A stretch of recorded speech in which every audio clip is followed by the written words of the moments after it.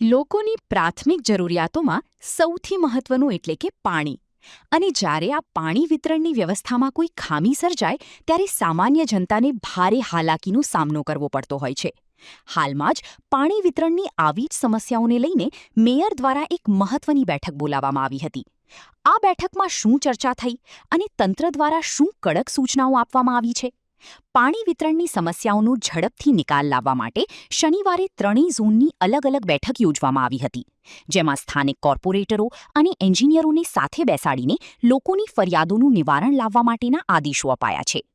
જૂની સિસ્ટમમાંથી નવી સિસ્ટમમાં ઓવરવ્યૂ કરવામાં આવી રહ્યો હોવાથી થોડો સમય લાગી રહ્યો છે, પરંતુ આગામી સમયમાં લોકોને ઓછામાં ઓછી મુશ્કેલી પડે અને પાણીને લગતી ફરિયાદો ઘટે તે પ્રકારનું સુદૃઢ આયોજન કરવામાં આવી રહ્યું છે. પાણી જે માણસની ત્રણ બેઝિક નીડ છે, હવા, પાણી ને ખોરાક, એ પૈકીની નીડ છે. એટલે એમાં ક્યાંય વિસ્તરણમાં પ્રોબ્લેમ થાય તો સ્વાભાવિક છે કે પ્રજાને ખૂબ જ આડમારી વેઠવી પડતી હોય છે. અમારા ત્રણેય ઝોનના અલગ અલગ શનિવારે મીટિંગ બોલાવવામાં આવેલી હતી. એમાં જે તે વિસ્તારના કોર્પોરેટરને પણ હાજર રહેવા કીધું હતું અને એમને જે સમસ્યા આવે છે, એમને જે ફરિયાદ લોકોની આવે છે, એ સીધા જ એન્જિનિયરોની સાથે એમને બેસાડી અને એમને દૂર કરવા માટે, અને કોર્પોરેટરોને લોકો ફરિયાદ કરતા હોય છે માટે કોર્પોરેટર જે ફરિયાદ કરે એને ખૂબ ગંભીરતાથી લેવા માટેની તાકીદ કરેલ છે.